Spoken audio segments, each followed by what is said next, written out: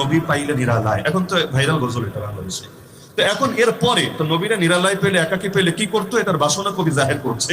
দুইটা কাজ করতো। এক নম্বরে নবীর কদমে চুমু খেত, এই বাক্য আছে না গজলের মতো করে, যে নবীর কদমে চুমু খেত আর তার চরণের ধুলি মানে পায়ের ধুলি নিয়ে সেটা চেহারায় এবং গায়ে বাঁধত। এটাই তো গজলের মূল কথা।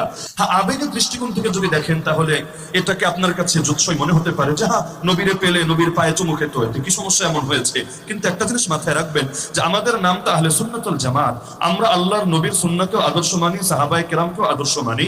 আল্লাহর নবীকে আমরা দেখি কিভাবে তিনি আল্লাহকে রাজি করেছেন, সাহাবায়ে কেরামকে আমরা দেখি কিভাবে নবীজির হক আদায় করেছেন। সাহাবায়ে কেরাম নবীজির হক আদায়ে কোনো ত্রুটি রেখেছেন এটা আমরা কোশ্চিনকালে বিশ্বাস করি না, করতে পারিও না। তো সাহাবায়ে কেরাম যেটা করেন নাই আবেগের নামেও সেটাকে করাকে আমরা সমর্থন করি না। যেমন আমাদের কওমি উলামায়ে কেরাম নবীর সামনে দাঁড়িয়ে কিয়াম করে, নবীকে মহব্বত করে না? যদি মহব্বত না করে তাহলে নবীর ইজ্জত হেফাজতের